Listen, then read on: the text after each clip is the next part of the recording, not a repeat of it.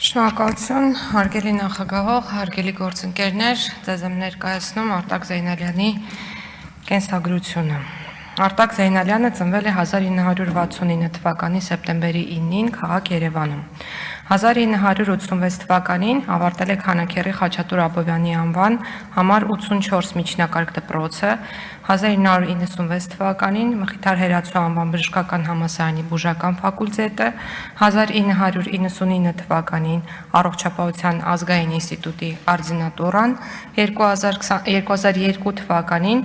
Կառավարման ակադեմիան պետական կառավարման և տեղական ինքնակառավարման մասնագիտացմամբ, 2009 թվականին ավարտել է Գլաձոր կառավարման համալսարանի իրավագիտության ֆակուլտետի բակալավրիատը, 2014 թվականին մասնակցել է Արդարադատության ակադեմիայի դասախոսների համար ՄԻԵԿ և ՄԻԵՏ նախադեպային իրավունքի ամրապնդումը Հայաստանում թեմայով դասախոսություններին։ Արտակ Զեյնալյանը 1987 թվականից 1989 թվականները ծառայել է խորհրդային բանակում, 1990 թվականից 97 թվականները կամավոր մասնակցել է Հայաստանի և Արցախի սահմանների պաշտպանությանը, Նիկոլ Դուման երկրապահ կամավորական ջոկատի կազմում և ստացել է վիրավորում։ 1986 թվականից 98 թվականները աշխատել է Միքայելյանի անվան վիրաբուժության ինստիտուտում որպես սանիտար, բուժեղբայր, բժիշկ, 1998 թվականից 2001 թվականները եղել է առողջապահության նախարարի տեղակալ, 2000 թվականին ղեկավարել է կառավարության առընթեր մարդասիրական օգնության հանձնաժողովի առողջապահության հումանիտար ճանապարհով ստացվող բժշկական նշանակություն ունեցող ապրանքների վերագնահատման հանձնաժողովները, 2000-ից 2001 թվականներին ղեկավարել է ժողովրդագրական առողջապահական հետազոտություն և ընտանիքի առողջության պահպանման հաղորդակցության ծրագրերը, 2001-ից 2017 թվականներին եղել է Հանրապետություն կուսակցության կենտրոնական գրասենյակի աշխատակազմի ղեկավարը, 2010 թվականին նշանակվել է Փաստաբանների պալատի գիտավերլուծական կենտրոնի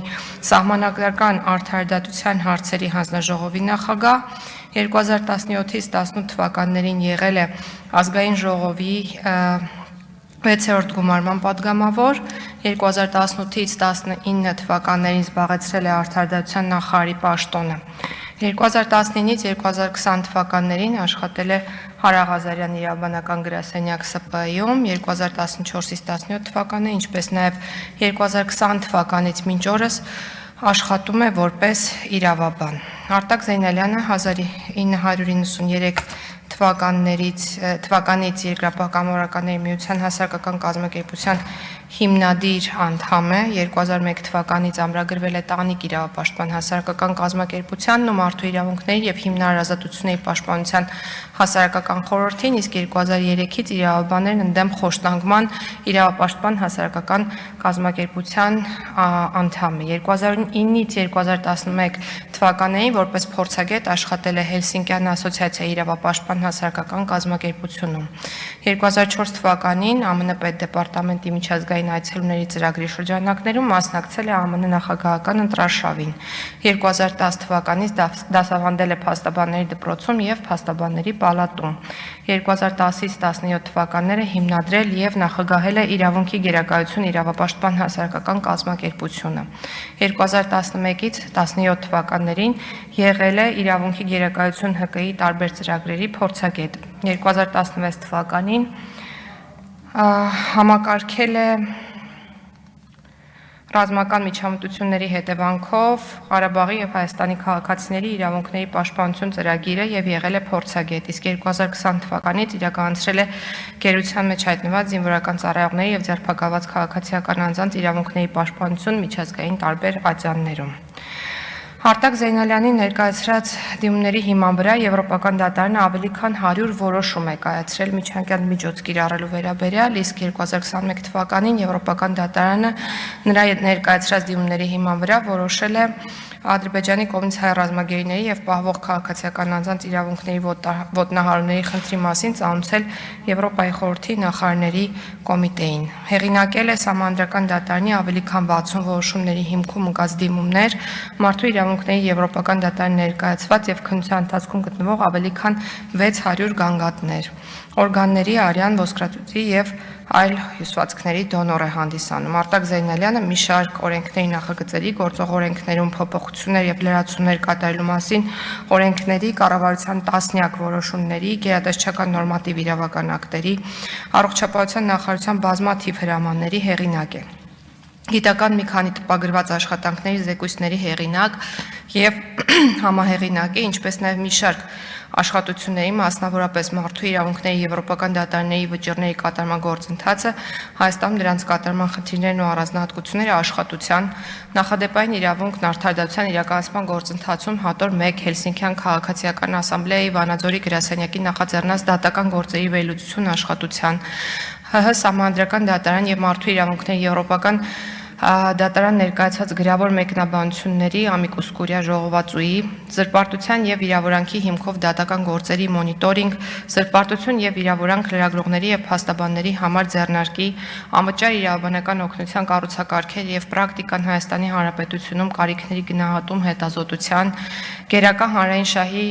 հիման վրա գույքի օտարումների արդյունքում խախտված իրավունքների վերականգնման հնարավորությունները հետազոտության համահեղինակ է։